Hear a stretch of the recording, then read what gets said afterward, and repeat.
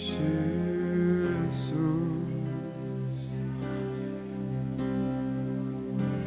Estabelece a tua vontade em nosso meio, Jesus. Enche-nos com tua presença, Pai. Edifica em nós, Pai. Edifica em nós a tua morada, edifica em nós, para poder me colocar numa posição de instrução. E muitas vezes isso não é fácil. Muitas vezes você recebe julgamento, você recebe críticas, você perde membro de igreja, porque o entendimento das pessoas é: o pastor agora virou militante, o pastor agora está trabalhando pelo fulano, pelo ciclano, pela política. Não, irmãos, eu estou trabalhando pela igreja. Estou trabalhando pelo princípio sagrado. Sabe, e no mundo que nós estamos vivendo, que a gente vê, né, essa semana a gente viu, eleito a mulher mais bonita do Brasil, Pablo Vittar. Eleito o homem mais bonito, Tami Miranda.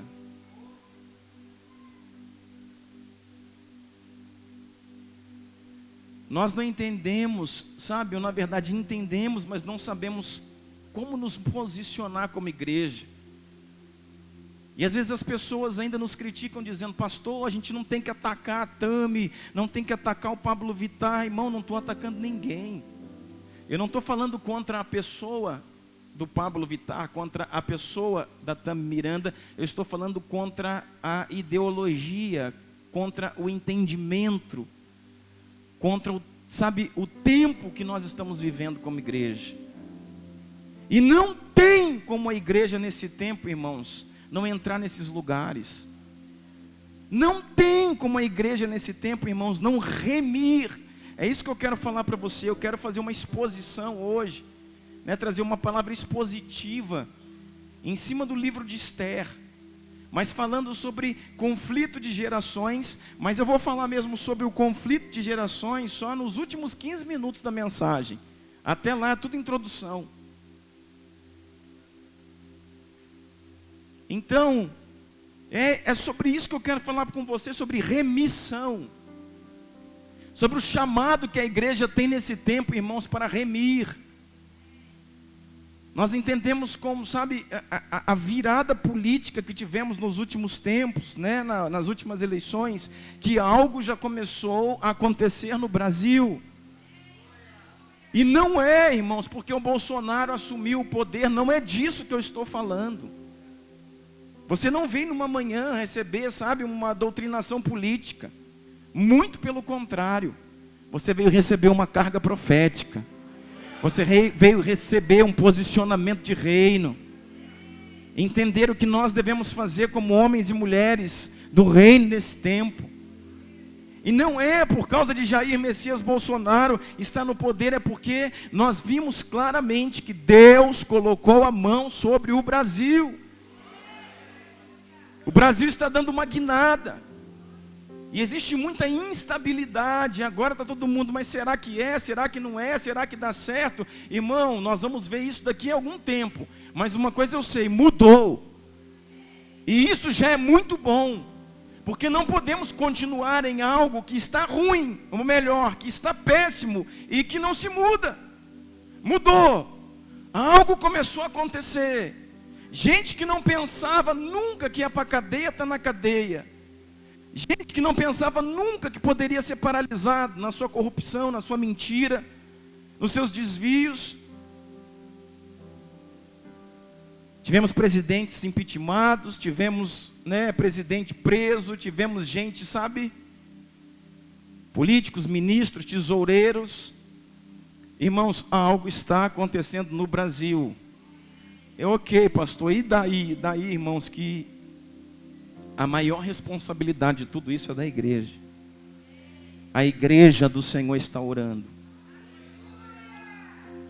Nós estamos vendo nos últimos meses, nós vimos nos últimos meses, no Brasil algo acontecer, irmãos. A igreja se unir como nunca antes. A igreja brasileira se unir como nunca antes. Em nenhum outro momento da história brasileira a igreja se uniu dessa forma. E eu quero dizer para você, irmãos, a igreja decidiu as eleições de 2018.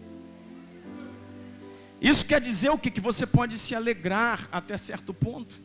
Por quê, irmãos? Porque saiu uma notícia nesse tempo dizendo que nesse momento o Brasil é o país que tem uma igreja mais influenciadora de todo o mundo. E isso eu venho falando para vocês há muito tempo, porque o Brasil é o maior avivamento do mundo. Irmãos, quem estuda a história dos avivamentos, quem conhece a igreja de outras nações, quem já esteve lá, quem já pregou em outros continentes, quem já viu, quem já conhece, quem estuda, quem conhece o movimento missionário, sabe que o Brasil é o maior avivamento da terra. Mas com tudo isso, pastor, com toda essa crise moral que o Senhor falou, sim, com toda a crise moral que eu falei, o Brasil é o maior avivamento da terra. E nós temos grande responsabilidade de resgatar muitas coisas nesse tempo, irmão. Sabe, se você for pegar alguns testemunhos que tem aí no YouTube, na internet, de pais, de mães desesperados que perderam seus filhos, perderam seus filhos nas universidades, perderam seus filhos nas escolas. Por quê, irmãos? Por causa de uma ideologia. Por causa de um capeta, vamos dizer assim, por causa de um diabo, vamos dizer assim, que não está mais só lá no centro de prostituição, que não está mais só lá no bordel, que não está mais só lá na festinha rebelde, regada a cocaína, de uma potestade, de um principado que está dentro das escolas, que está dentro das universidades. E não é só a universidade não, tem meninos se perdendo, menina antes de chegar na universidade, com 13, com 14, com 15 anos, por influência de professores e da escola. Tem meninos de 12 anos, meninas de 14 anos se perdendo, se entregando à prostituição, se entregando ao homossexualismo, se entregando a drogas, por causa da influência das escolas. E aqueles que deveriam proteger os nossos filhos, são aqueles que destroem a nossa geração. E o que a igreja vai fazer? Não, pastor, não fala nisso. Por favor, pastor, nós vamos ficar militando agora, vamos ganhar o perdido. Você vai ganhar o perdido, irmãos, e perder o achado.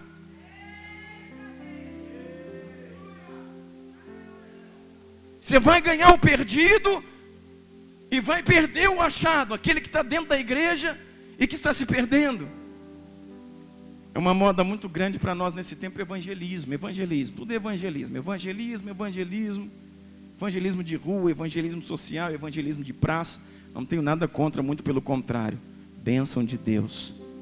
Mas quando você chega nas praças e vai evangelizar, aí você começa a falar um versículo para uma pessoa que está na praça, e ele completa o versículo. Aí você vai falar para o outro, você começa a falar um versículo, e ele completa o versículo. Ou então você fala o versículo inteiro, e ele te dá a passagem, o endereço da Bíblia onde o versículo está. Aí você vai cantar uma música com o outro lá, exatamente, você vai cantar uma música, ele sabe da música inteira. E você até dá o violão na mão dele, ele não só sabe a música, mas sabe tocar. Sabe o que é isso, irmãos?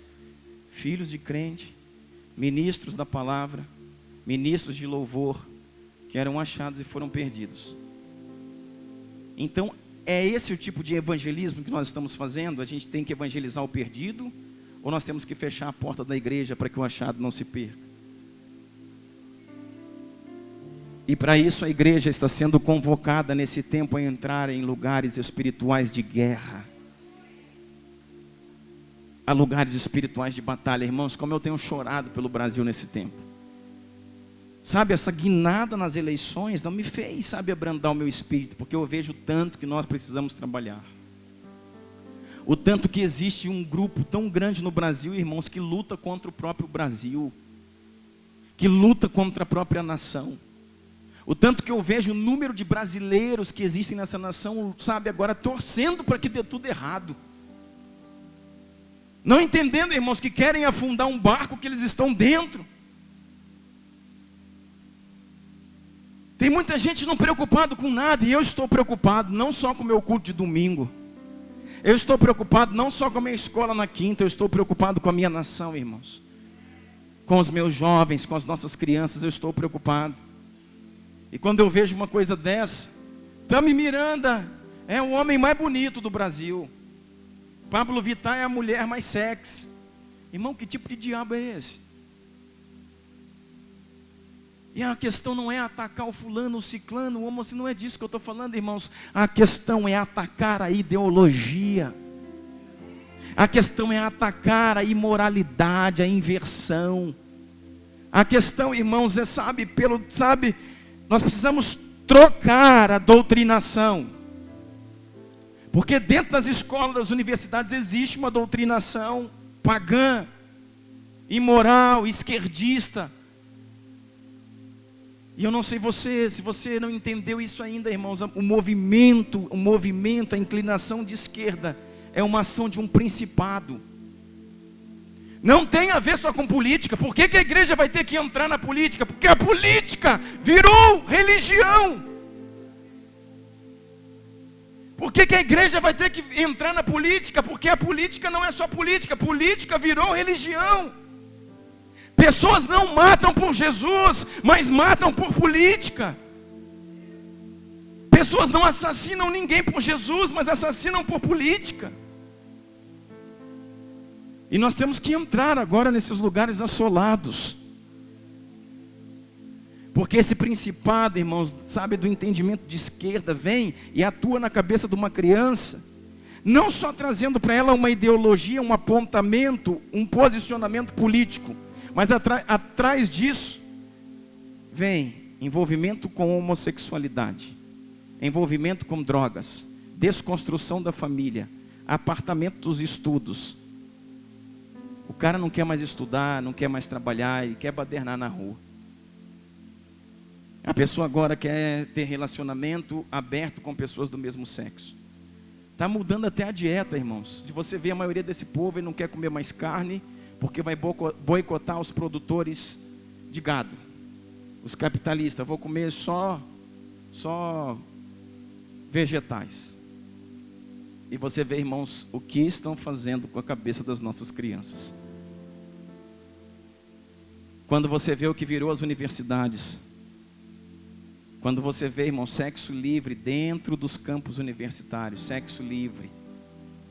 Quando você vê sexo livre, quando você vê as pichações, quando você vê uma praça cheia de homens se beijando, cheia de mulheres nuas, feministas, sabe o que eu entendo?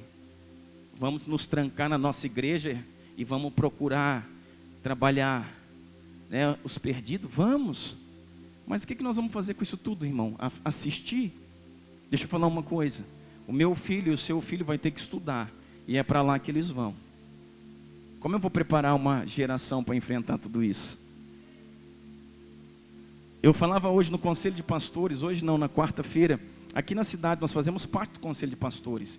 E eu falava com o conselho de pastores, com um dos pastores, conversando com ele, dizia assim, sabe qual que é o problema nosso? É que no nosso tempo, no meu tempo ainda era assim. Os meninos cresciam numa família de bem. Os meninos e as moças cresciam dentro da igreja. E meio que criado numa bolha, não foi assim que criamos nossos filhos, numa bolha? Da casa para a igreja, da igreja para casa, da casa para a escola, da escola para a igreja, da escola para casa. E eles aprendiam escola dominical, aprendiam a palavra de Deus, aprendiam caráter, honra, obediência. Só que isso, irmãos, não resolve mais. Porque com toda a pureza dos nossos filhos, chegou o momento de, com 17, 18 anos, enviá-los ao olho do furacão. E aí, irmãos?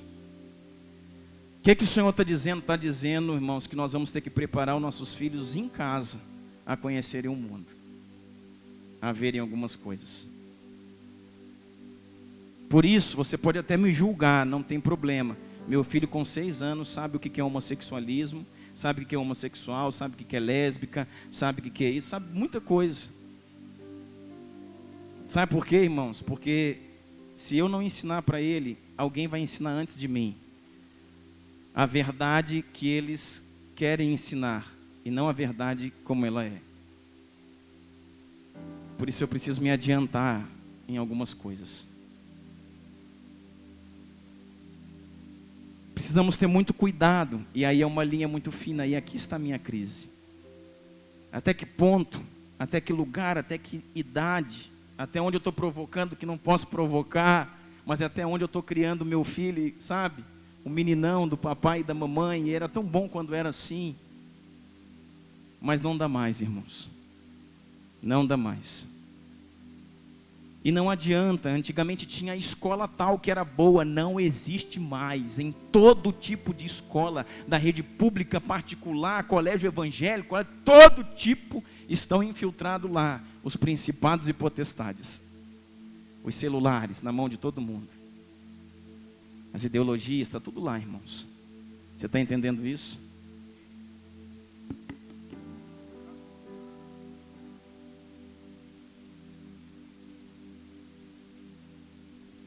Você está entendendo isso, irmão? Ruth capítulo 1. Deixa eu entrar com você aqui naquilo que eu quero dizer. Esse é um café de treinamento. O café da aliança não é uma manhã de evangelismo, irmãos, é uma manhã de treinamento. Ruth capítulo 1 diz: na época dos juízes, houve fome na terra. Um homem de Belém de Judá, com uma mulher e 2 filhos, foi viver por algum tempo nas terras de Moabe. Na época dos juízes houve fome na terra. Então um homem com a sua esposa e os filhos resolvem sair de Belém para viver alguns anos na terra de Moabe. O homem chamava-se Elimeleque, sua mulher Noemi, seus 2 filhos Malom e Quilion eram efrateus de Belém de Judá. Olha a identidade deles, efrateus de Belém. Mas os efrateus de Belém foram para onde? Chegaram a Moabe, lá ficaram. Irmãos, eu quero falar para você sobre propósito, sobre remissão. Nós estamos diante de uma família, tá? Estamos diante de uma família talvez tradicional, judaica, um pai, a mãe, 2 filhos. Mas nós temos aí Elimeleque, nós temos aí Elimeleque, Malom, Quilion, e como é que era o nome da mãe? Noemi. A palavra Elimeleque significa, sabe o que no original? Deus governa. A palavra Elimeleque significa Deus governa. Deus governa. Ou Deus no trono. Ou Deus é rei. Mas a tradução melhor é Deus governa. A palavra Malom significa doente. A palavra Quilion significa cansado. E a palavra Noemi significa minha delícia, ou meu deleite, meu Jesus. Tem algo mais profético que isso? Você já começou a entender? Meu deleite. Sabe o que está acontecendo aqui? Essa família, eles tinham uma identidade, eram efrateus de Belém. A palavra Belém significa casa do pão. A palavra Belém significa lugar de propósito. A palavra Belém, neto, significa onde as coisas fazem sentido. Belém, casa do pão. Belém, lugar de provisão. Belém, Rodrigo, casa do pão, lugar de provisão, lugar de propósito. Eles resolveram sair para a terra de Moabe. Moabe, existe várias traduções, mas uma das traduções para Moabe é desejo. Moabe é terra de desejos. Por que eles saíram da sua identidade? O que eles eram, pastor? Efrateus de Belém. E eles, por causa da seca, da dificuldade, resolvem ir para Moabe. Moabe é terra do desejo. Só que aqui nós estamos vendo claramente, Noemi, irmãos, a Bíblia, a mulher na Bíblia sempre é a figura da igreja. A Bíblia fala assim, Paulo fala assim, deixará seu pai e sua mãe, e se unirá com sua mulher, e se tornará com sua mulher uma só carne. O homem deixa seu pai e sua mãe, homem e mulher se unem, formam uma só carne. Grande é esse mistério, porém eu me refiro a Cristo e à igreja. Então a figura da mulher na Bíblia que se une ao marido é a figura da igreja, e a figura do homem é a figura de Cristo, do noivo. Quando nós vimos um casal, nós vemos aqui Noemi. Noemi é meu deleite. Quem é o deleite do Senhor, irmão? Quem é o deleite do Senhor? Quem é a delícia do Senhor? Quem é a menina dos olhos do Senhor? É a igreja do Senhor Jesus. Quem é que habita na casa do pão, na casa da provisão? Quem é que habita em Belém? É a igreja do Senhor Jesus. A igreja de propósito.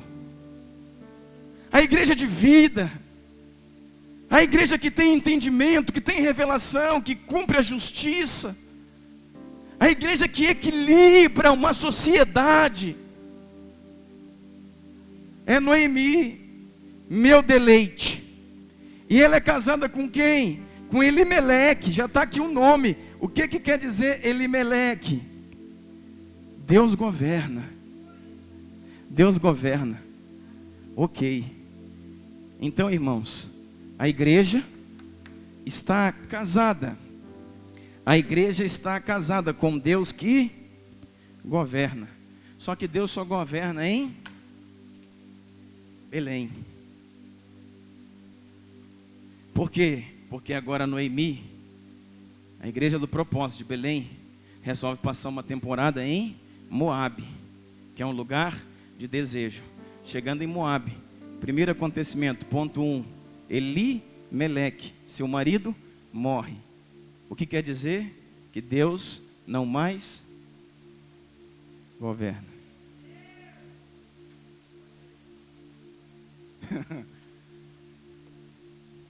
Essas coisas que eu fico pensando até 4 horas da manhã, irmão.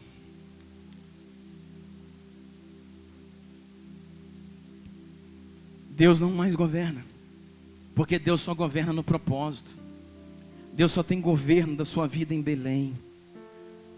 Deus só tem um governo na sua vida dentro do lugar, irmãos, onde o Espírito te move, te molda. Quantos de nós como igreja temos deixado esse lugar do propósito, da missão, da renúncia, da entrega, e temos ido, sabe, passar um tempo na terra do desejo, onde as coisas parecem mais fáceis, onde as estratégias parecem nos dar maiores resultados. Quantos pastores negociaram aquilo que Deus deu para você, a sua visão, o seu chamado? Deus falou, você vai trabalhar assim, sua igreja será nesse bairro, sua igreja será nessa cidade, e essa será a sua equipe. Mas parece que não está funcionando, mas você está no propósito, então persevera nele. O chamado de Deus para você não é aumentar números e números e números. O chamado de Deus para você é cumprir o seu propósito. É você trabalhar dentro da sua identidade, no exercício da sua vocação. Paulo dizia, permaneceste na vocação em que fostes chamados. Estou falando de igreja, de pastores. Quantos de nós mudamos de cidade? Isso aqui não dá nada não, vou morar lá naquela cidade, capital, é melhor. Esse bairro aqui não está com nada, eu vou montar minha igreja num bairro mais evidente, naquela avenida larga que passa mais carro e assim assada aqui. Não vai adiantar não, irmão. Quantos de nós como indivíduos negociamos? Deus mandou a gente fechar, a gente abriu. Deus mandou a gente abrir, a gente fechou. Deus mandou a gente permanecer, a gente saiu. Deus mandou a gente sair, nós permanecemos até hoje. Por quê? Porque o nosso desejo nos prende nesse lugar da alma.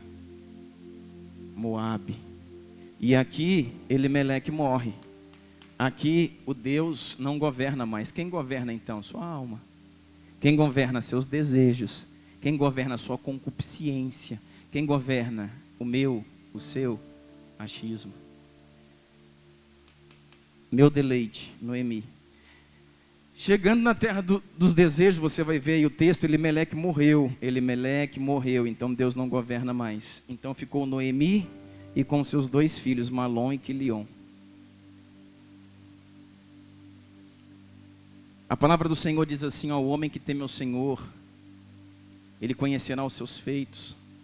Tem um salmo que diz assim, olha, a sua mesa será, a sua esposa será como uma videira frutífera na sua mesa. E os seus filhos serão como ramos da oliveira. Vai estudar sobre oliveira, irmão.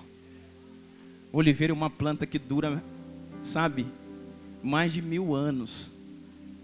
Você sabia que no jardim do Getsemane, aonde Jesus foi lá, sabe, moído espiritualmente, onde Jesus orava e ele suou gotas de sangue na aflição do Getsemane. Você sabia que naquele lugar existem oliveiras que foram testemunhas disso? Porque elas têm 2000 anos, e estão lá as mesmas árvores. A oliveira, irmão, é a única planta, quem é agrônomo sabe disso, que ela pode ser cortada, arrancada no topo e até queimada, mas ao cheiro das águas, suas folhas voltarão a brotar. Essa é a tipologia dos nossos filhos. Esses são os filhos que o Senhor quer dar para nós. Sua esposa será como uma videira frutífera na sua mesa. Videira fala de vinho, vinho fala de alegria. A mulher de um homem que teme a Deus é uma mulher feliz, alegre, satisfeita, sentada na sua mesa. E os seus filhos como rebento das oliveiras, de uma planta que dura milênios, de uma planta que é ainda cortada, que é ainda queimada. Quando tudo parece dizer queimou, virou cinza, ao cheiro das águas, seus ramos voltarão a brotar. Ah, irmão, não sei você, às vezes a gente precisa de muita coisa para mexer com a gente, sabe? Mas eu sou facinho, irmão. Pouca coisa que Deus me fala, eu falo, uau, Jesus, meu Deus. Sabe, eu estou lendo, procurando uma coisinha dessa, eu falo, Deus, me dá mais 1 hora, e o Senhor me fala mais. Só que o que acontece? Aqui está, Malom e Quilion, são os filhos da igreja, da minha delícia, do meu deleite. Só que os filhos, Malom e Quilion, na terra de Moabe, se tornaram doentes e cansados. Irmãos, nós precisamos aplicar a palavra, um contexto histórico, de um dos livros mais proféticos das Escrituras, da Antiga Aliança, Ruth, para o nosso contexto hoje. Quantos filhos da igreja, quantos filhos de Noemi, ou Noemi, quantos filhos da igreja estão cansados e doentes? Quantos filhos da igreja estão cansados e doentes? Eu não sei se você tem olhos para ver, mas eu penso que a maior parte deles, eu acho que um percentual menor, talvez 10, talvez 20, talvez 30%, não vamos ser tão pessimistas, sejam filhos que estão como rebentos de oliveira, mas 70% dos filhos da igreja estão cansados e doentes. Estão cansados. Estão doentes, porque Malom, porque Quilion cansado, Malom doente. Por quê, irmãos? Porque a igreja mãe saiu do propósito. E ela não habita em Belém. Ela habita em Moabe. Vamos trazer para o nosso lado, para a nossa vida pessoal. Quantos filhos doentes, irmãos? Quantos filhos cansados? Quantos filhos de pastores em psicólogo? E eu vou te dizer, irmão, se seu filho está lá, não se desespera não. Esse é o mal do século. Esse é o mal do século. Minha esposa está aqui me olhando ali, né? Ela levanta um olho só assim, a sobrancelha levanta. E me dizia essa semana, sabe que psicólogos têm sido punidos pelo conselho. regional de psicologia, porque se posicionou contra a ideologia de gênero. A igreja não pode falar nada, irmão, nós vamos ficar olhando. Eu vou dizer para você, irmão, eu vou ser preso, se for preciso, mas eu não vou me calar.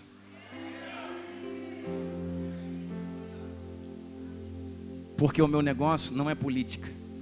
Pastor, o senhor está trabalhando na política? Não, estou trabalhando no espírito. Eu não sou político, e pode escrever, irmãos, eu não sou e não serei. Eu sou profeta. Eu sei o meu lugar, aonde o Senhor me colocou. Deixa eu falar uma coisa para você. Político trabalha para ser aceito. Profeta trabalha para restituir a verdade.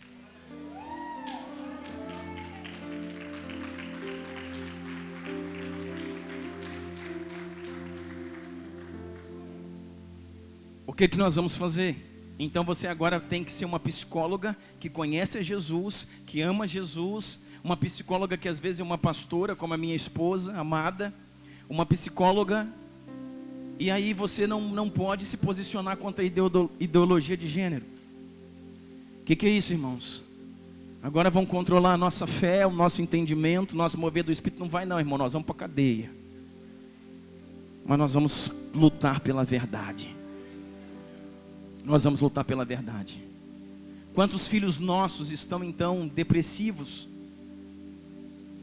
Eu sou dentista, então eu trabalho, com face, com cirurgias, é a minha área, enxertos, implantes, cirurgia. Mas quantos adolescentes eu atendo que o problema não está ligado diretamente só aos dentes, à face. Está aqui, ó. E aí você conversando mais um pouco, está em terapia, está em psiquiatra, está com remédio controlado, 14 anos. Sabe por quê, irmãos? Porque aquilo que destruía os nossos filhos está dentro das escolas. Ou eu preparo meu filho, irmãos, para entender o que ele vai viver, e luto lá fora para derrubar esse principado do inferno, ou isso vai tomar o Brasil. E não vai, sabe por quê? Porque o Brasil é o maior avivamento da terra. Eu não canso de dizer, não vou me cansar de dizer, o Brasil é a igreja mais poderosa da terra.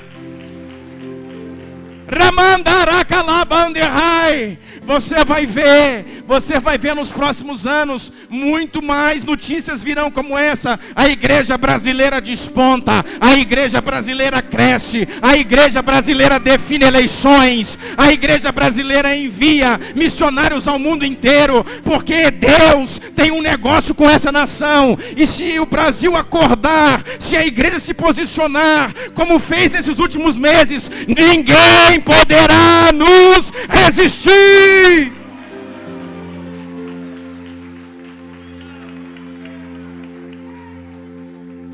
Não há resistência. Vai fazer resistência. Ninguém resiste ao Senhor.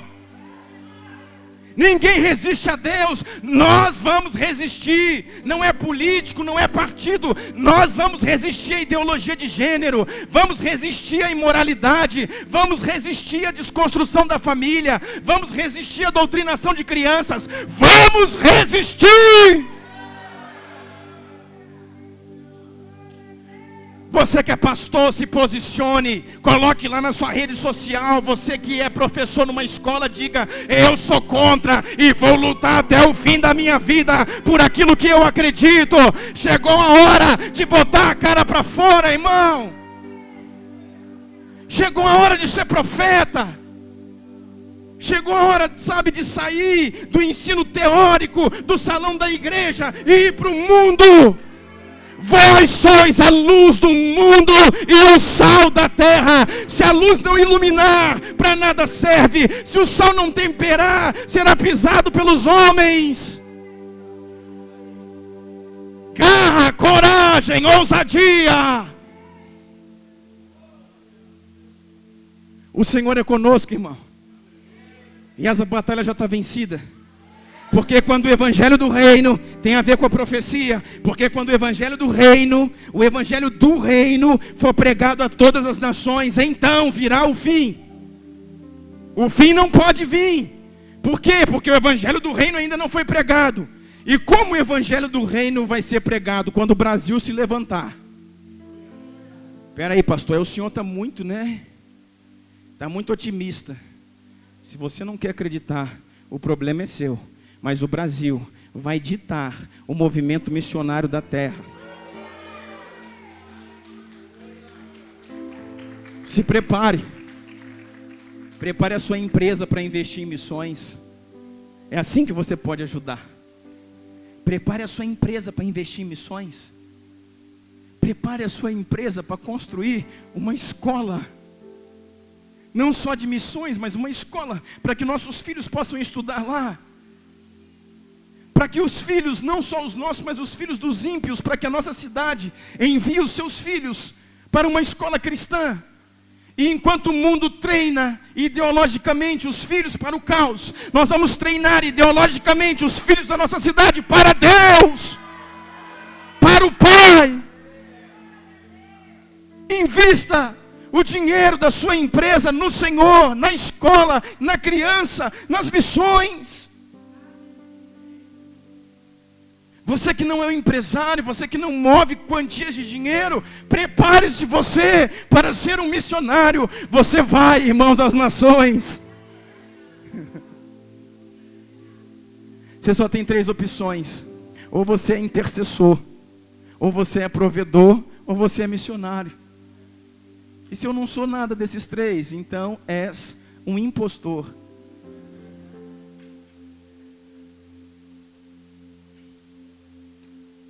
Ou eu sou intercessor, irmãos, e intercessor ora de dia e de noite. Ou eu sou um missionário. Um sustenta em oração, o outro vai, o outro sustenta com recurso. Se eu não sou provedor, não sou intercessor e não sou missionário, certamente sou um impostor do evangelho. Certamente. Nós não queremos isso, amém? Malon e Quilion, cansados e doentes. E o que mais que acontece? Malon, que é o doente, o Quilion que é cansado, eles vão se casar com mulheres moabitas. Olha aí, ó. Porque é isso que acontece com nossos filhos. Quer dizer o quê? Casaram com o desejo. Tiveram aliança com o desejo. E isso levou eles para onde?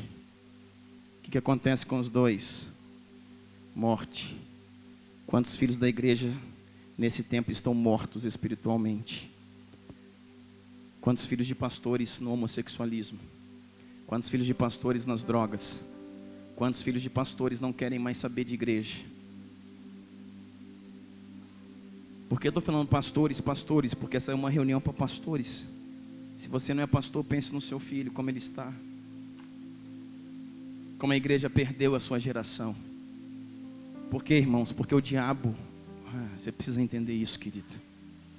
O diabo mudou a sua estratégia de guerra, irmão. Antigamente, quando o diabo queria desviar alguém, ele entrava e arrancava essa pessoa da igreja. Agora, quando o diabo quer desviar alguém, ele mantém essa pessoa na igreja, mas cega o seu entendimento. E ele acompanha essa pessoa de longe, nos lugares onde ela não pode deixar de ir. O diabo, irmãos, é sujo. Ele veio para roubar, para matar e para destruir. Ele veio para roubar, ele veio para matar e veio para destruir. Roubar a sua identidade, matar os seus sonhos e destruir o seu propósito. Deixa eu falar uma coisa para você. Quando os nossos filhos se perdiam na balada, nós tiramos eles da balada. Quando nossos filhos se perdiam nas más companhias, nós tiramos eles das más companhias. Quando nossos filhos se perdiam, sabe, na roda da praça, se perdiam na noitada, nós tiramos nossos filhos e trouxemos eles para a igreja. Aí Satanás falou, não precisa mais permitir com que seus filhos vão em nada disso. Eu vou levar a minha ideologia para dentro das escolas. Ou você tira seus filhos das escolas, ou prepara os seus filhos para estudar nelas. Heitor tem 6 anos, senta aí, Heitor, vamos falar sobre política hoje. Pois é, o que está acontecendo aí? Esse é o fulano, o ciclano, esse aqui defende isso, esse aqui defende aquilo. Nós somos cristãos e tal, e foi lá dentro da urna, com 6 anos, apertar os botões lá, para votar. Sabe o que você não entende? Sabe o que você não entende?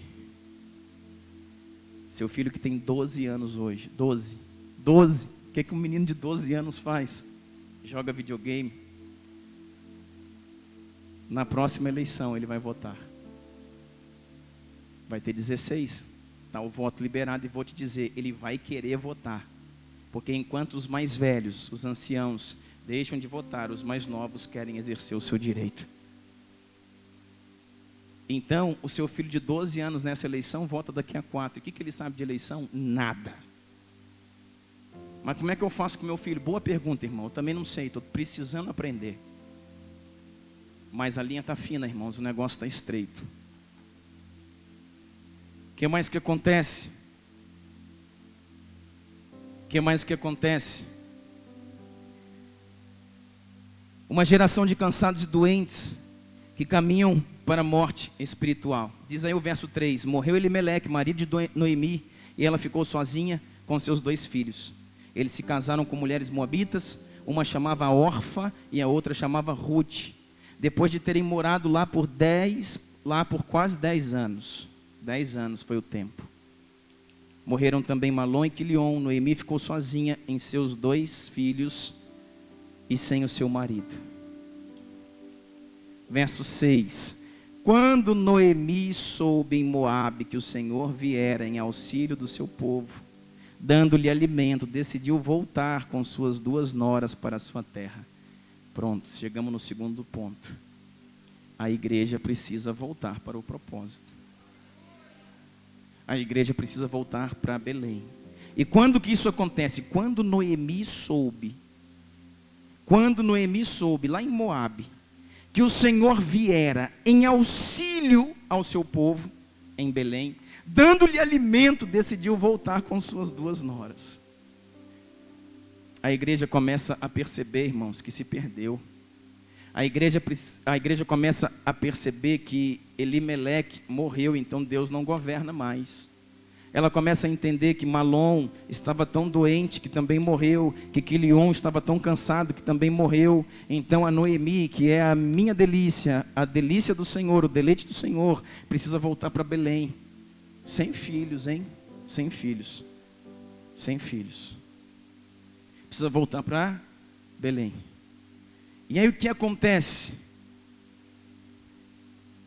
Olha só o verso 21, também muito importante. Quem é que traz de volta a igreja para Belém? Verso 21 diz assim: de mãos cheias eu parti, mas de mãos vazias o Senhor me trouxe de volta. Verso 21, de mãos cheias eu saí do propósito, de mãos cheias eu saí do propósito e fui para o desejo. Mas de mãos vazias o Senhor me trouxe de volta. Por que me chamam Noemi? O Senhor colocou-se contra mim e Todo-Poderoso tem me afligido.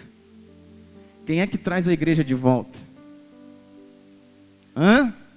Quem traz a igreja de volta? O Senhor.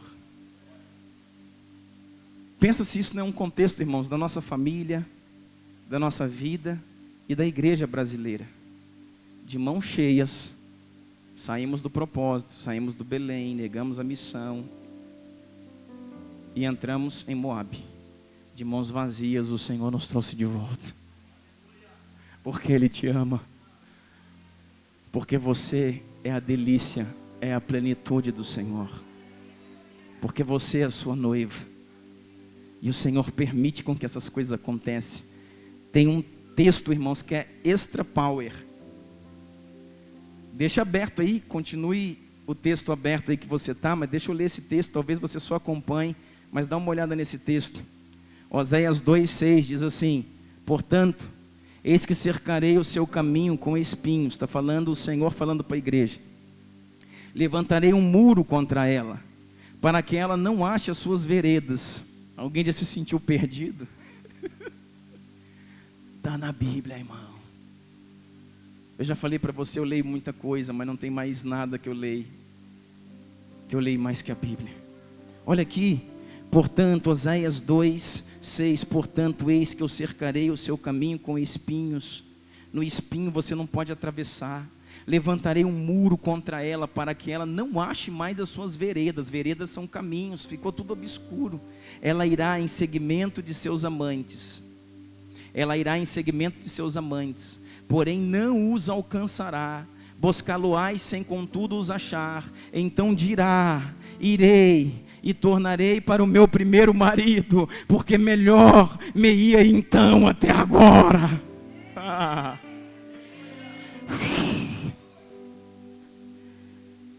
O Senhor está dizendo: você vai atrás dos seus amantes. Amantes aqui, irmãos, é Moabe. Amantes é desejo. Amantes é aquilo que, segundo a minha alma, segundo os meus desejos, os meus pensamentos, os meus conceitos, era bom para mim. O Senhor falou: você foi atrás dos seus amantes, só que eu cerquei o seu caminho com espinhos e ceguei as suas veredas, para que ao cair em si você dissesse: voltarei para o meu primeiro marido, porque me antes era muito melhor.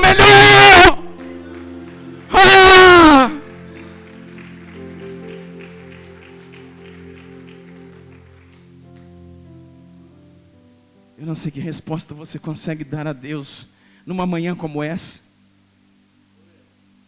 Eu não sei que temperatura, irmãos, é suficiente para fazer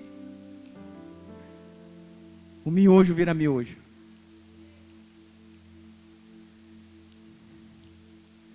Jesus é muito bom, irmãos. Voltarei para o meu primeiro marido. Voltarei para o meu primeiro marido. Ela, pois, não soube que eu é que lhe dei trigo. Eu que lhe dei vinho. Trigo fala de sustento, vinho fala de unção. Vinho, vamos voltar aqui, o trigo fala de sustento, vinho fala de alegria, óleo fala de unção. Ela, pois, não soube que eu que lhe dei trigo, eu lhe dei o vinho e o óleo, e lhe multipliquei prata e ouro, que eles usaram para Baal. Eu falo: chega, Jesus, já entendi tudo, não precisa ler o resto não. Tudo aquilo que o Senhor colocou nas nossas mãos para ser investido em Belém, no propósito, nas almas, nas crianças, nas vidas, na igreja, por causa do nosso desejo, o desejo da igreja, das denominações, foi investido em coisas magníficas, em coisas grandes. O Senhor falou: não, você não entendeu que fui eu que fiz tudo isso. Por isso eu vou te cercar como espinhos, cego a sua visão, e você não tem mais caminho. E toco na sua consciência e no seu espírito, para que você se lembre e tenha saudade do seu marido. Se você, eu não posso entrar nesse texto aqui, porque senão eu vou querer pregar ele, então deixa eu voltar para onde eu estava. Meu Deus. Abre os meus olhos, eu quero ver. Abre o meu coração, quero sentir teu grande amor,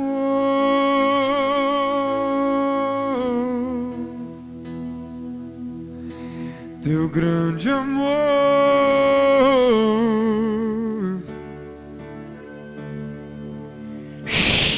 Abre os meus ouvidos, eu quero ouvir. Eu preciso, Deus, eu não só quero, eu preciso. Abre os meus olhos, eu quero ver, Senhor, de novo. Abre o meu coração, quero sentir teu grande amor.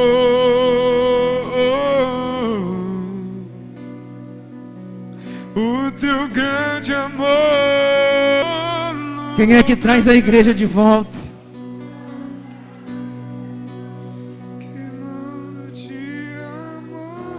Queimando de amor por Ele, você vai voltar, porque Ele te traz de volta. Oséias 2, porque Ele te traz de volta. Verso 21, nós lemos: de mãos cheias eu parti, mas de mãos vazias o Senhor me trouxe de volta.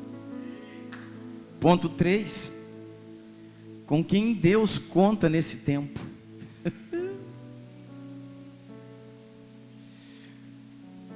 Orfa e Ruth. Orfa e Ruth eram as noras de Noemi. Orfa e Ruth eram as moabitas casadas com Malom e Quilion. E Orfa e Ruth falam de dois tipos de gente. Dois tipos de gente no propósito. Aqueles que se aliançam para retornar ao propósito. E aqueles que decidiram permanecer em Moabe. Com quem Deus vai contar nesse tempo, irmãos? Eu quero dizer para você que existe muita igreja em Moabe. E não quer sair não, irmãos. A preocupação é a convenção. A preocupação é a expansão da placa. A preocupação é o império. A preocupação, sabe, é a sistemática doutrinária.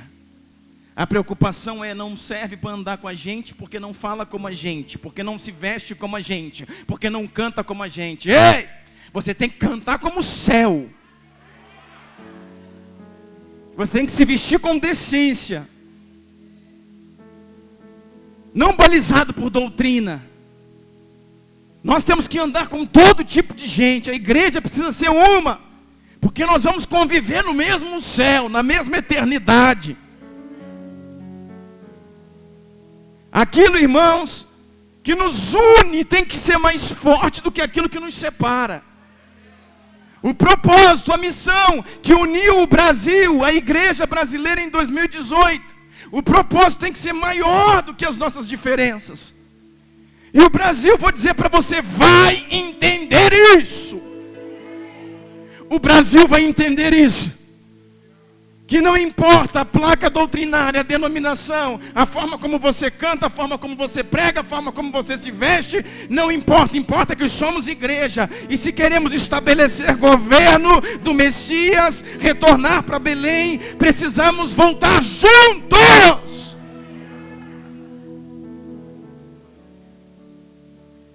Eu vou servir a sua igreja, você vai servir a minha. E todos nós vamos orar juntos em favor da nação. Vai ter resistência. Vai ter resistência, sabe de quem? Da igreja contra o diabo. Vai ter resistência da igreja contra a mentira, a corrupção, os principados que destroem crianças. Vai ter resistência da igreja. Eu quero ver quem é que vence a igreja. Eu quero ver quem vai tocar essa nação. Vou dizer para você, querido, Itália não aguentou. Vou dizer para você, Grécia não aguentou. Vou dizer para você, Roma não aguentou. Vou dizer para você, França não aguentou. Mas o Brasil vai aguentar. Aqui tem igreja, irmão. O Brasil vai aguentar, pode crer nisso. Nós vamos suportar até o fim. E vai vir luta, dificuldade, perseguição. Vai vir o capeta, o diabo a 4. Mas nós vamos aguentar. Eles não vão sucumbir às nossas leis.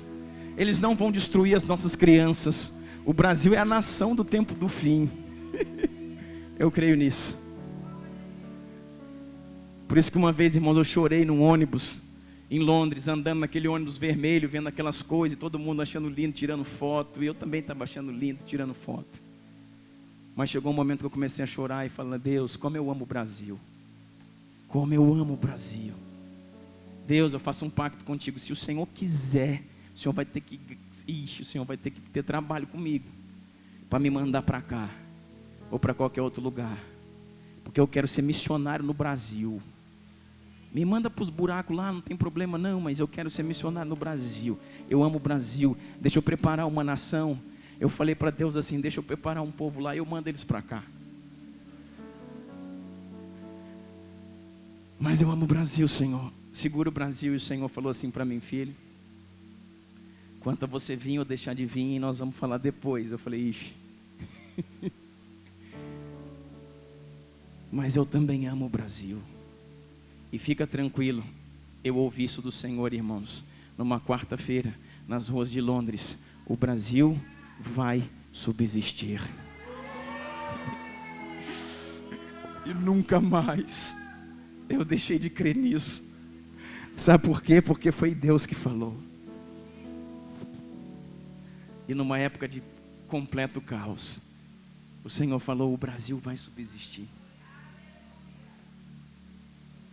Isso depende de mim, de você. Quantos líderes, quantos pastores precisavam, irmãos, estar juntos em manhãs como essa? Mas estamos envolvidos com Moabe. Nós precisamos, queridos, sabe, de amar nossa nação e pagar um preço por ela. Com quem que Deus pode contar? Verso 14 diz assim: Noemi estava voltando então com as 2 noras, os filhos já haviam morrido, e verso 14 diz assim: elas então começaram a chorar alto de novo. Depois Orfa deu um beijo de despedida em sua sogra, mas Ruth ficou com ela. Tem gente que vai permanecer em Moabe, irmãos. Verso 14: elas então começaram a chorar alto de novo. Depois Orfa deu um beijo de despedida em sua sogra, mas Ruth ficou com ela. Então Noemi aconselhou: veja, sua cunhada está voltando para o seu povo e para o seu Deus. Quem é o Deus de Moabe? Baal Peor. Quem é o Deus de Moabe? Sabe quem, irmãos? Moloque. Não entra aqui não, senão dá problema. Verso 16 diz assim: Ruth, porém, respondeu: não insista comigo que eu te deixe. Ruth, porém, respondeu: não insista comigo que eu te deixe, e que não mais te acompanhe. Aonde fores eu irei, aonde ficares eu ficarei, o teu povo será o meu povo, o teu Deus será o meu Deus, onde morreres eu morrerei, ali serei sepultada. Que o Senhor me castigue com todo o seu rigor, se outra coisa que não a morte me separe de ti. Propósito, aliança, gana, entendimento do que está sendo gerado. Nós vamos precisar disso nesse tempo, irmão. Nós vamos precisar de uma igreja aliançada, de uma igreja posicionada.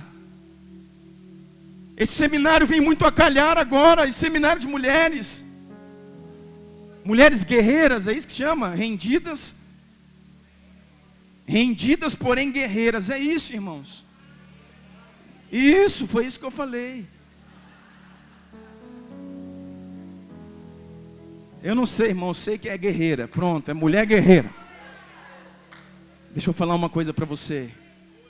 A mulher é a figura da igreja.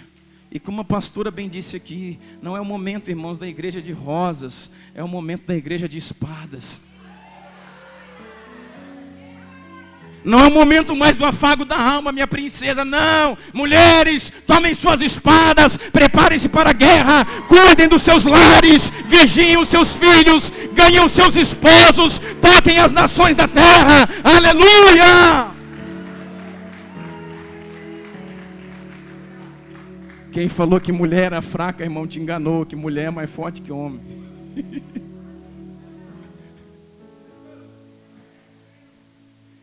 Mulher tem que ser virtuosa, tem que na hierarquia sacerdotal ser submissa aos seus esposos, mas tem que ser forte, valente, posicionada, inteligente.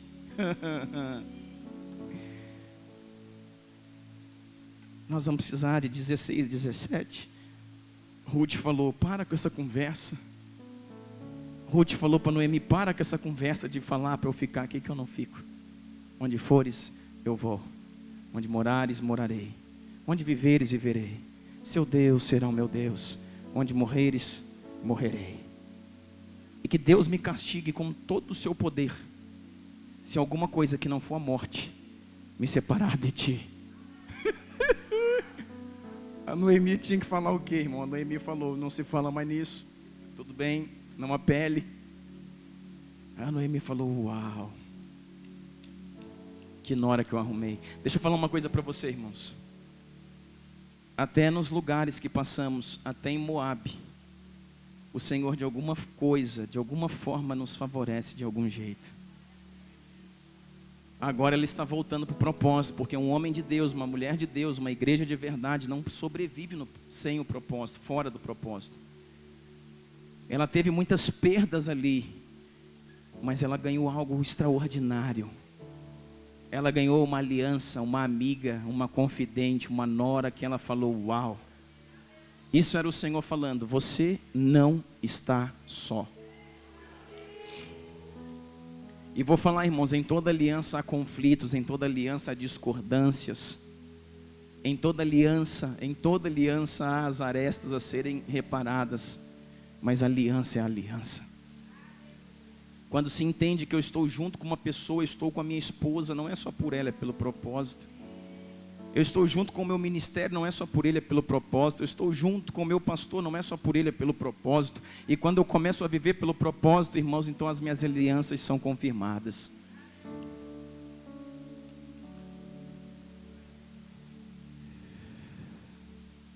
Gênesis 19, isso aqui é interessante, Gênesis 19. Isso aqui é interessante, Gênesis 19, esse azul não escreve. Gênesis 19, 36, vai falar de como nasceu Moabe e Amon. Nós estamos falando de uma moabita, não é isso? Então só prepare isso aí para o fim, quando a gente for falar do conflito. Por quê, irmãos? Porque Gênesis 19, 36 vai falar que esse povo de Moabe e o povo de Amon, eles nascem do quê? De um incesto. O que é um incesto, pastor? Relação sexual com pessoas consanguíneas, com pessoas dentro da família. Gênesis 19 vai falar que as filhas de Ló embebedaram Ló e dormiram com o pai. Desse incesto nasceram Moabe e Amon. E você vai ver que esse povo então se tornou amaldiçoado. Olha o que essa mulher está arrumando. E olha o que Deus está arrumando. Essa mulher é amaldiçoada, sabia disso? A Ruth. Por quê? Porque Deus amaldiçoou esse povo que nasceu de um incesto, do sexo do pai com a filha. A filha embebedou o pai ficou bêbado, ela se deitou com o pai e nasceu, foram duas filhas diferentes que se deitaram com Ló. De uma relação nasceu Moabe, de outra nasceu Amon, de uma filha e de outra filha. E esse povo perseguiu Israel, perseguiu a igreja durante toda a história da antiga aliança. Quando você vê Números 25, você vai ver a história de Balaão, já viu? História de Balaão, a história de Balaque, rei de Moabe, que queria destruir Israel. Então contrata lá um profeta mentiroso, que é um caso, irmãos, aquele homem é meio esquisito, tal do Balaão. Então Balaque, rei de Moabe, contrata o Balaão para poder profetizar mentira contra Israel, e começa toda aquela confusão. Até o momento que ele dá um conselho para botar as tropas de Israel junto com prostitutas cultuais. E aí entra a prostituição no meio do povo, aí vem o próprio Deus. Depois você lê lá em Números 25. O próprio Deus vem. O Deus que protegeu o seu povo veio tocá-lo, porque entrou prostituição no meio do povo. E o seu povo começou a se deitar com as mulheres moabitas e a adorarem Baal Peor. Quem que está fazendo essa bagunça toda? Balaque, rei de Moabe. Só estou te dando um exemplozinho para a gente não fugir da palavra. Mas quando você vê lá no livro na história de Davi, no livro de Crônicas de Reis, você vai ver que quem mata Urias para que abra caminho de Davi com Betseba é esse povo aqui, ó, Amon. A espada de Amon matou Urias, um dos homens mais dignos das escrituras, mais fiéis e mais leais. A espada de Amon é a espada de um principado que tira o marido do caminho, para que a esposa se deite com seu amante. Esse principado, essa espada de Amon. Por que tudo que Moabe e Amon faz está ligado à área sexual? Porque nasceram de um incesto, e a origem daquilo que viemos falar muito da nossa vida. Ou nós remimos isso, ou carregamos a mesma herança. Meu Deus. Obrigado, Jesus, te amo, Espírito Santo. Jesus. Olha o que diz a Bíblia sobre esse povo. Quer ver? Deuteronômio 23, 3, Deuteronômio 23, 3. Por isso que eu peguei esse quadro, porque é muita coisa. E eu amo Jesus também. Deuteronômio 23, 3 diz assim: nenhum amonita e nem sequer moabita entrará na congregação do Senhor, nem ainda a sua 10ª geração entrará na congregação do Senhor eternamente. O que isso quer dizer? Que esse povo era um povo amaldiçoado. O que essa Ruth está arrumando? Que história fantástica, irmão. Sabe quando nós entramos nesses lugares, sabe que não tem jeito de sair. Vamos lá, para a gente caminhar. Diz assim, 4º ponto. Guarda esses versículos, vamos precisar disso. Ela era amaldiçoada. 4º ponto. No retorno a Belém, a igreja começa a dar destino aos seus filhos. No retorno a Belém, no retorno ao propósito, o que acontece? A igreja vai ser remida e começa a dar destino aos seus filhos. Noemi, que é a figura da igreja, envia Ruth para os campos de Boaz. Noemi, que é a figura da igreja, aonde era casada com Elimeleque, Deus governava. Lá em Moabe, Elimeleque morreu, Deus não governa mais. Agora ela voltou para o propósito e Deus passou a governar de novo. Noemi envia Ruth, que é a sua filha espiritual agora, a sua nora, para os campos de Boaz. O que ela está fazendo, irmão? Tirando os filhos dos pés dos desejos e colocando os filhos aos pés do remidor, aos pés do Senhor. Esse é o papel da igreja no propósito.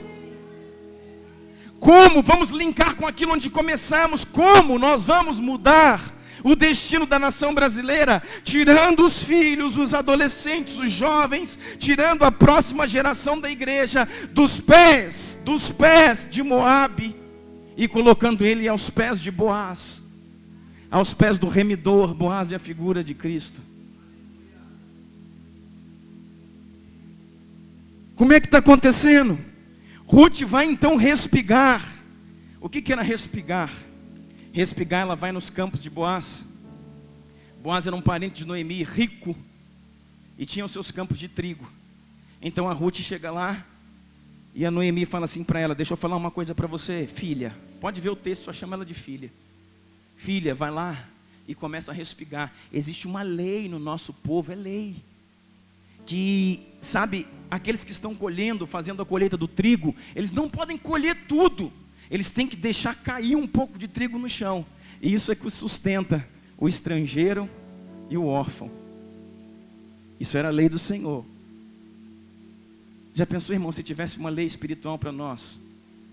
Para que todos nós, eu me incluo nisso, que tem uma renda, tivéssemos que tirar parte dessa renda, não para Deus somente, como já fazemos, mas para o órfão e o estrangeiro. Por que a igreja de Atos dos Apóstolos não tinha necessitado entre eles? Porque entendiam as leis do Senhor. Se todo mundo, 10%, papai é dízimo, é oferta, isso é do Senhor. Mas eu vou tirar parte do meu, que seja 1% da minha renda todo mês, eu vou entregar ao órfão. Com 1% da minha empresa, eu vou entregar ao órfão. Eu vou entregar ao necessitado. Eu vou entregar ao estrangeiro. Falou para ela: olha, vai lá e respiga. Isso chamava de respigar. Catar a parte do trigo que ficava sobre o chão. E aí ela foi lá e entrou então nos campos de Boaz. E Noemi está lá catando daquelas respigas. Sabe o que significa, irmãos? Suportar o processo. Ruth vai respigar, fica aos pés do remidor. Sabe o que significa? Quando ela começou a respigar, irmãos, ela ficava lá o dia inteiro. E só voltava à noite para casa. A Bíblia não fala se isso foi um dia, uma semana. Um dia não foi, foi mais. Mas a Bíblia não fala se foi uma semana, se foi um mês, se foi um ano ou 2 anos. Eu sei que quem sustentava agora a Noemi era a Ruth. Quem sustentava agora a mãe era a filha. Quem sustentava a mãe que está voltando para o propósito, sem recurso, são os filhos que estão entrando no propósito.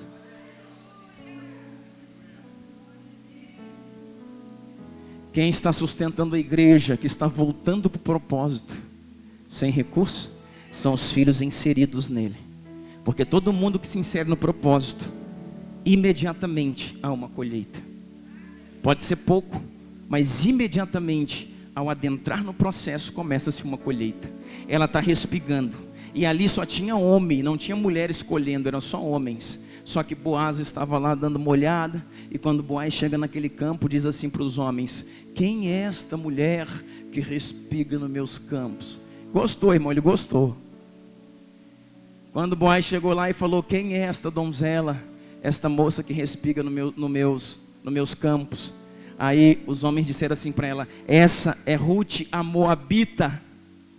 Ela é Ruth a endemoniada. Ela é Ruth a Moabita. Ela é Ruth a condenada pela lei. Ela é Ruth. Ela é Ruth amaldiçoada pela nossa lei. Ela é Ruth a Moabita, que veio com Noemi da terra de Moabe. Aí ele já pensou: pois é Ruth, né? Noemi, minha parente, é mesmo. Deixa eu falar uma coisa para vocês. E o Boaz falou assim: deixa cair mais. Vocês estão catando muita coisa. Vocês estão pegando muita coisa para mim. Deixa mais para ela. Boaz é a figura do remidor. É a figura do seu rei. E quando você retorna ao propósito, ele move as circunstâncias para dizer: abençoe o meu filho agora. Ele voltou para o lugar que ele não deveria ter saído. Abençoe o meu filho agora. Abençoe o meu filho agora. Abençoe o meu filho agora. Eu te amo, Jesus. Ele falou: vou falar mais uma coisa para vocês. Está no texto, irmão. Ninguém toque em um fio de cabelo dessa mulher. Não abusem dessa mulher. Não olhem sequer para ela com qualquer rejeição ou abuso. Eu agora dou uma lei aos meus trabalhadores: protejam essa mulher e a sustentem com as respigas. Esse é o Deus, irmãos, que cuida de você e te sustenta. Que cuida de um fio de cabelo da sua cabeça e te sustenta. Porém, sem te tirar do processo. O que está acontecendo aqui? Suporte o processo sem negociar o propósito. Suporte o processo sem negociar o propósito. E agora ela ia todo dia de manhã e ficava até a tarde. Todo dia de manhã. Noemi já era velha, estava em casa, esperando Ruth chegar com o mantimento. E ali não sei se foram meses, talvez anos. Só que aquele homem nunca chegou nessa mulher para dizer: vem cá que eu vou te tirar daí. Não, irmãos, respeite o processo, suporte o processo, sem negociar o propósito. Sabe o que a igreja hoje faz? Sabe o que a igreja hoje faz? Eu faço e você faz. Quando nós voltamos no processo, a gente vai lá e bate na porta de Deus. Deus, o Senhor não está me vendo aqui não? Eu já estou de volta. Eu falhei, eu errei, eu fui lá para Moabe, perdi meus filhos, quebrei a cara. Estou de volta para a igreja, Jesus. Estou de volta para o propósito, trabalhando para o Senhor, orando, buscando. O Senhor está me vendo não? Eu já estou aqui, o Senhor não está me vendo, o Senhor não quer me abençoar não? Nós vamos até Deus, quando você deveria ficar quietinho no seu lugar e deixar Deus encontrar você. Quando o Senhor fala do maior adorador das Escrituras, seu nome é Davi. A Bíblia fala assim: encontrei a Davi, o meu servo. Por quê? Porque os seus olhos estão sobre a terra, a procurar adoradores que o adorem em espírito e em verdade.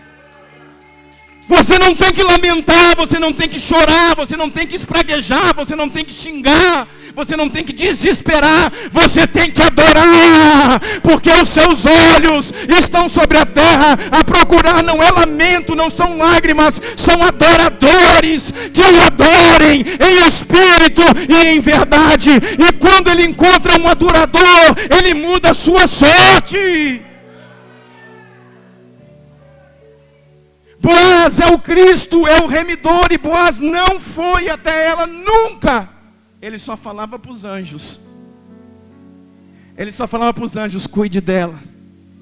E que mais? Deixa ela no processo. Vamos ver até onde ela aguenta.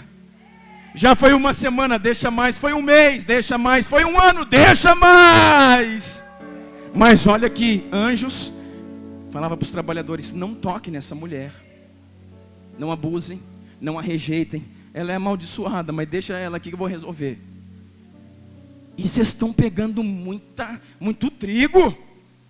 Libera os trigos aí, quando vocês tirarem a colheita, deixa cair coisa para ela pegar e levar para Noemi.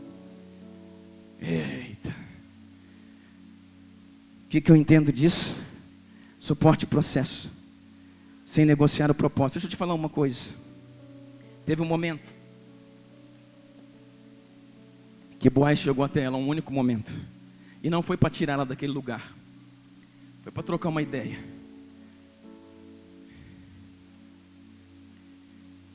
E sabe o que aconteceu? Boaz já tinha procurado saber a respeito daquela mulher. E sabe o que ela está colhendo agora? Não somente o amor de Boaz, o amor de Deus, mas o fruto da sua aliança. Olha o que diz Ruth 2, o verso 9. Diz assim: preste atenção, onde os homens estão ceifando, vá atrás das moças que vão colher. Darei ordem aos rapazes para que não toquem em vocês. Ou seja, além dela, devia ter mais alguma moça estrangeira, porque os que colhiam eram homens. Quando tiver sede, beba da água dos potes que os rapazes encheram. Então está aqui, comida e água, verso 10. Ela inclinou-se, prostrada com o rosto em terra, ela exclamou. É ela que fala, ó irmãos, aqui é o único momento do texto que fala que ela falou alguma coisa com Boaz, e não foi para pedir nada, foi para perguntar: por que achei favor aos seus olhos?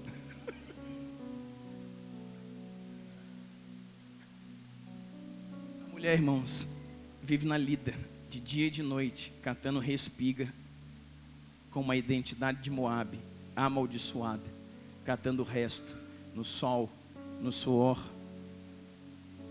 Era assim que viviam os indigentes, assim que viviam os estrangeiros, os órfãos. Mas quando ela consegue chegar perto de Boaz, ela pergunta. Ela inclinou-se, prostrada com o rosto em terra, e exclamou: por que achei favor aos seus olhos, ao ponto do Senhor se importar comigo, uma estrangeira? Isso é igreja, irmão. Isso aqui é igreja. Isso aqui é a igreja que volta ao propósito. Isso aqui é a igreja que sabe que por tudo que fez teria que pagar muito mais caro, mas o amor de Deus a alcança. E diz assim: Boaz respondeu: contaram-me tudo que você tem feito por sua sogra. Boaz respondeu: contaram-me tudo que você tem feito por sua sogra, depois que você perdeu seu marido, como deixou seu pai, sua mãe e sua terra natal para viver como um povo que você não conhecia bem. O Senhor lhe retribua o que você tem feito, que seja ricamente recompensada pelo Senhor, o Deus de Israel, sob cujas asas você veio buscar refúgio. Sabe o que é isso? Ela está colhendo o fruto da aliança. Não era só a bondade de Boaz. Boaz entendeu que tinha que recompensar alguém que foi leal, que foi fiel, que estava junto com Noemi. Falou assim para ela: já é conhecida minha, já tenho conhecimento da forma como você procedeu com Noemi. Isso quer dizer, você é uma mulher de honra. Ponto final. Acabou a conversa. Vamos lá. 5. A igreja começa a colocar os seus filhos então aos pés do remidor. Olha o que acontece em Ruth 3, verso 2. Boaz, senhor das servas com quem você esteve, é nosso parente próximo. Esta noite ele estará limpando a cevada na eira. Isso é Noemi falando para ela. Lave-se, perfume-se, vista sua melhor roupa e desça para a eira. Mas não deixe que ele perceba você até que tenha comido e bebido. Quando ele for dormir, note bem o lugar em que ele vai se deitar. Então vá, descubra os seus pés e deite-se. Ele lhe dirá o que fazer. Respondeu Ruth, farei tudo o que você está me dizendo. Quem que está orientando? Noemi. Noemi é a igreja que retornou ao propósito, levando os seus filhos aos pés do remidor. Verso 5, respondeu Ruth, farei tudo o que você está me dizendo. Então ela desceu para a eira, fez tudo o que sua sogra lhe tinha recomendado. Quando Boaz terminou de comer e beber, ficou alegre, foi deitar-se perto do monte de grãos. Ruth aproximou-se, sem ser notada, descobriu os pés dele e deitou-se. No meio da noite, o homem acordou de repente. Ele se virou, assustou-se ao ver uma mulher deitada aos seus pés. Quem é você? Perguntou ele. Sou tua serva Ruth, disse ela. Estenda sua capa sobre a sua serva, pois o Senhor é meu remidor.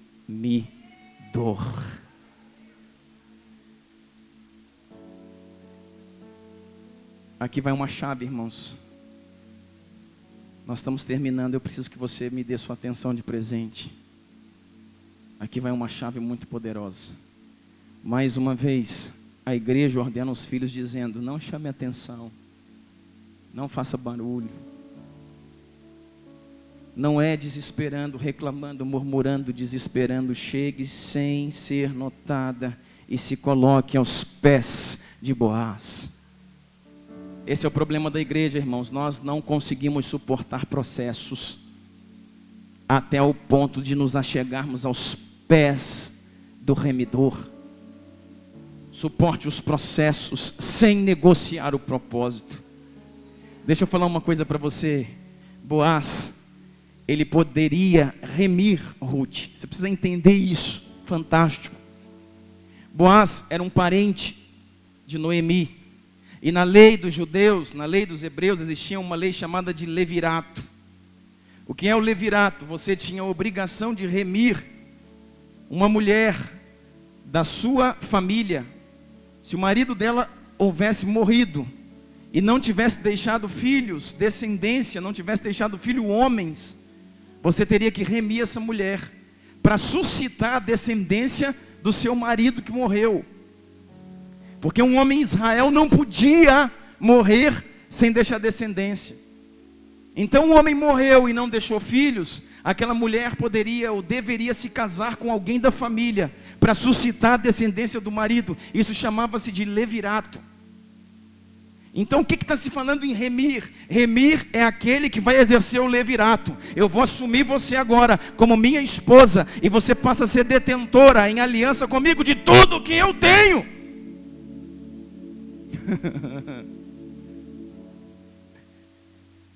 Deixa eu te falar uma coisa, irmãos. Boaz é a figura do remidor, aquele que traz Ruth para se casar com ele, para estar com ele. Deixa eu te falar uma coisa, é chave, escuta isso. No tempo da cega, no tempo da colheita, os donos das terras saíam do palácio, da casa que ele tinha fantástica, lá do seu grande palácio. Saía do palácio e ia habitar no meio dos homens, junto da colheita. Por quê? Porque na eira onde se malhava o trigo, existia um acampamento, existiam cabanas, existiam tendas, cabanas, onde eles ficavam revezando a malhagem do trigo durante todo o dia, em turnos. Então eles colhiam na parte da manhã, na parte da noite, da tarde para a noite, eles malhavam o trigo. E as tendas estavam ali. Por quê? Porque aqueles que descansavam dormiam, enquanto os outros trabalhavam e depois trocavam o turno. Então as tendas estavam perto da eira, no tempo da colheita. Então o dono da terra, o remidor, saía do palácio e habitava na tenda com os homens. Pegou? Há 2000 anos atrás, irmãos, o remidor saiu do seu palácio para habitar no meio dos homens. Sabe como é que ele habitou no meio dos homens? Em tenda, num tabernáculo. Porque quando você lê João, que diz, o verbo se fez carne e habitou entre nós. O original é tabernaculou. Ele virou o tabernáculo de Êxodo 25, no meio dos homens. Esse é Jesus, o tabernáculo de Deus com os homens. Sabe o que acontece? Foi no período em que o remidor Boaz deixou o seu palácio e foi habitar junto com os homens que a igreja Ruth foi remida. Há 2000 anos atrás, o grande remidor deixou o seu palácio, tabernaculou no meio dos homens e a sua igreja na cruz foi remida.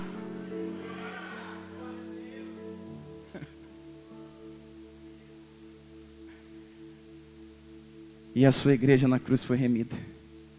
Boaz foi, casou-se com essa mulher. Pastor, tem algum engano aqui? O senhor está falando então que a Ruth, que é amaldiçoada, moabita, o senhor está chamando ela de igreja. O senhor está chamando ela de igreja? Como assim? Ela é uma amaldiçoada, virou igreja. Deuteronômio, nós lemos o texto aqui, diz que esse povo, Moabe e Amon, se tornou amaldiçoado. Eles não poderiam nem entrar no meio da congregação de Israel. Nem a sua 10ª geração poderia entrar na congregação de Israel. E isso duraria para sempre. Deixa eu te falar uma coisa. Essa mulher, Ruth, ela não só entrou na congregação de Israel. Ela entrou na genealogia do Messias. Sabe por quê? Por causa de uma decisão. Não te deixarei. Onde fores, estarei contigo. O teu Deus é o meu Deus. Onde parares, pararei. Onde morreres, morrerei eu. Ela entrou na genealogia do Messias. Deixa eu te falar uma coisa aqui.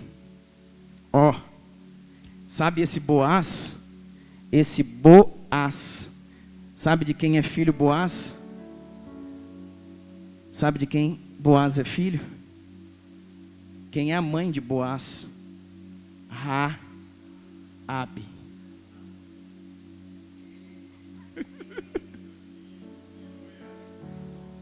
Você sabe quem é Raabe? A prostituta de Jericó. Era uma mulher de Jericó. Era uma mulher do povo de Canaã. Uma mulher também amaldiçoada. Só que quando entraram os espias na terra, Raabe os protegeu. E quando então Israel tomou Jericó, Raabe foi protegida. Porque assim funciona. Um dia eu protejo, outro dia eu sou protegida. O problema é que às vezes não protegemos ninguém. Aí no momento de sermos protegidos, não temos quem nos proteja. Um dia eu protejo, outro dia eu sou protegida. Quando o povo entrou então em Jericó, protegeu a pessoa, a figura de uma prostituta chamada Raabe, que amarrou na sua casa um linho púrpuro, vermelho, que representa o sangue de Jesus, que cura, restaura e mantém uma casa de pé. A casa de Raabe ficava nas muralhas de Jericó. E diz a Bíblia que toda a muralha caiu, a não ser a casa de Raabe. Se isso não for Deus, eu não sei quem que é. Se isso não me empolga, irmãos.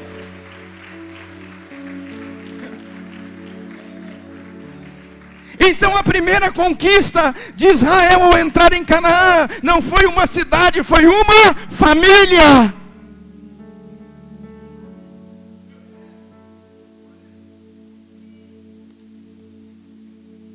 um hebreu, um judeu, um israelita, foi lá e remiu Raabe, casou-se com ela. Do casamento desse homem com Raabe, nasceu Boaz. Boaz é um homem agora que prosperou, ele é rico, ele prosperou. Só que ele entende de remissão, porque ele sabe que a mãe dele era uma prostituta de Jericó e foi inserida na genealogia por causa de um remidor. O que Boaz fala? Eu preciso remir também. Eu vou colocar essa Ruth moabita na estrada. Eu vou colocar essa mulher no propósito. Eita, meu Deus do céu. Deixa eu falar, isso você vai arrebentar aqui para o final, irmãos. Agora não vamos entrar no conflito. Mas eu falei, querido, é só o fechamento. Deixa eu falar uma coisa. Boaz. E de Boaz, que casou com quem? Com Noemi. Perdão. E de Boaz, que casou com Ruth. Noemi estava velha, tadinha. De Boaz, que casou com Ruth, vai ter uma descendência. E dessa descendência, sabe quem vai chegar aqui?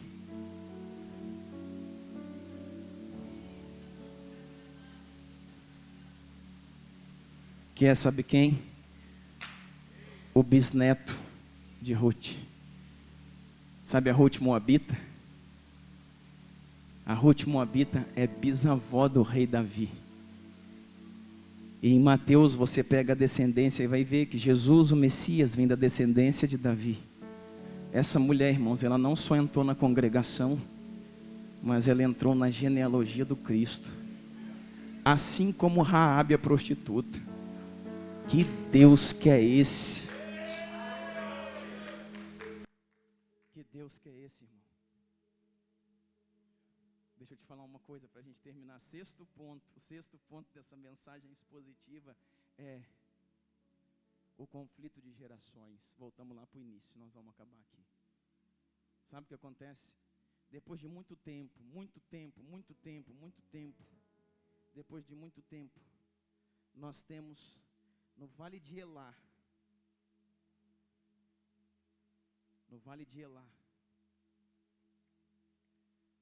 nós vamos ter um conflito. No Vale de Elá nós vamos ter um conflito. De um lado, um gigante. Meu gigante ficou bonito, hein, irmão? De outro lado, um menino. Golias e Davi. Depois de muito tempo, depois de muitas gerações. Sabe o que nós estamos vivendo hoje, irmãos? Esse tempo aí, o tempo da batalha de Elá. Porque é um conflito. Sabe o que está acontecendo nesse tempo aqui?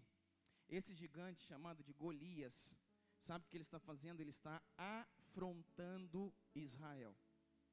Só que deixa eu falar uma coisa para você. Uma coisa é um exército. Pega aqui, irmão, são 10 minutos, nós vamos orar, eu preciso da sua atenção. É um exército, uma nação afronta a outra nação. Aqui nós temos um homem que afronta não outro homem, que afronta toda uma nação. A Bíblia diz que por 40 dias, o filisteu de Gate, chamado Golias, chegava, se colocava no Vale de Elá em ordem de batalha e gritava: não tem homem aí! E ecoava. Ele está gritando, irmãos, para 3 milhões de pessoas. Um homem. Eu pergunto para você, isso é um homem ou é um principado? Existe um homem, irmãos, que chama uma nação para uma guerra. Existe um homem que chega sozinho num vale e enfrenta todo o exército mais poderoso da terra até aqui. Ninguém nunca enfrentou Israel. Israel é a figura da igreja hoje. Quer dizer, ninguém tinha enfrentado a igreja até os tempos de Golias. Quando Israel chegou nas fronteiras de Jericó, para atravessar o Jordão, aí onde Raabe prevaleceu. O povo de Jericó estava lá dentro assim, ó, tremendo, lá dentro. O povo de Jericó, da terra de Canaã. Vai lá e lê Josué. Porque diziam assim, olha, nós sabemos, nós temos entendimento. Nós sabemos o poder desse povo que vem contra nós. Sabemos a fama do Deus que peleja por eles. Esse Deus abriu o mar vermelho. Esse Deus acabou com o Egito e com o Faraó, a nação mais forte do mundo. O que vai sobrar para Jericó? O que vai sobrar para os cananeus? O que vai sobrar quando um povo que destruiu o Egito vier contra nós? Então estavam lá tremendo. Mas aqui, irmãos, é o mesmo povo. E Golias está dizendo, eu destruo. Golias está dizendo assim, olha, não tem homem aí. Sabe o que é isso, irmãos? Uma grande, sabe? Algo que parecia muito grande, presta atenção nisso. Um principado enorme, Sabe de que esse principado é? Um principado enorme de intimidação. Um principado enorme de intimidação, intimidando um povo.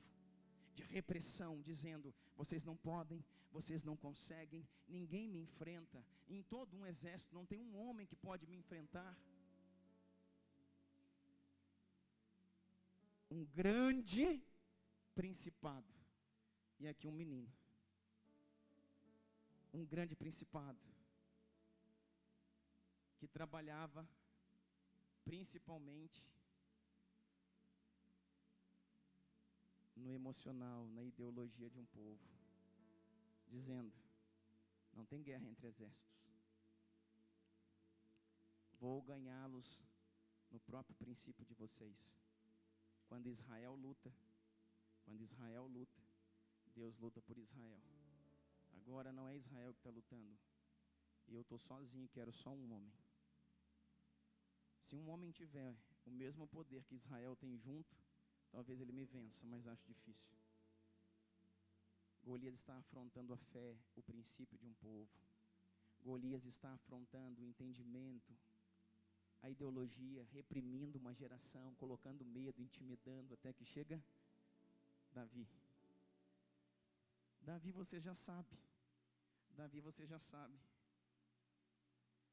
Descendente de Boaz com Ruth, a mulher da aliança. Sabe o que significa o nome Ruth? Significa amizade ou aliança. Então, Davi é o descendente da aliança. Sabe o que eu fui estudar, irmãos, e vasculhar? Sabe de onde veio Golias? Golias é descendente dos Refaíns, um descendente de Gate. Sabe quem era a avó de Golias? Orfa.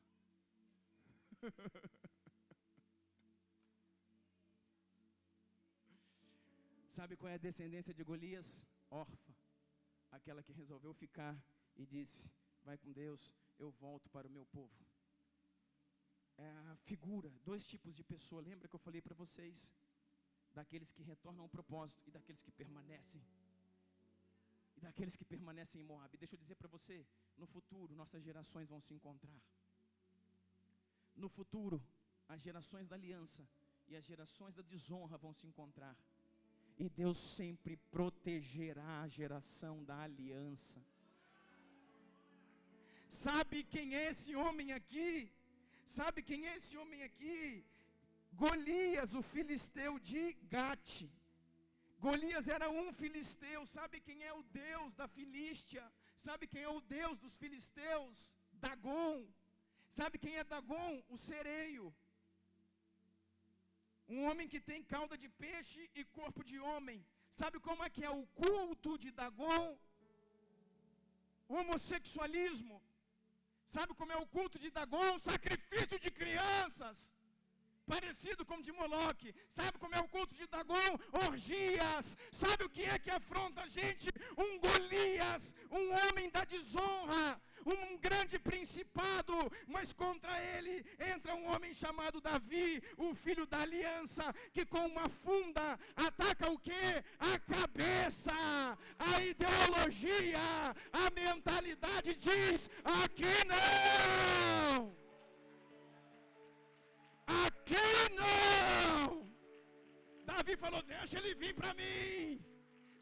acontece? A pedra crava na testa, dizendo: estou destruindo a ideologia, estou destruindo o teu doutrinamento, estou destruindo a tua intimidação, você não toca na minha geração. Epa, pera lá. Quando cai então Golias, Davi pega a sua própria espada e arranca-lhe a cabeça, e pega a sua cabeça e diz: era disso que vocês temiam? Era essa a ideia, essa ideologia, esse pensamento? Está aqui, ó. Acabou! Acabou! Fica de pé comigo em nome de Jesus.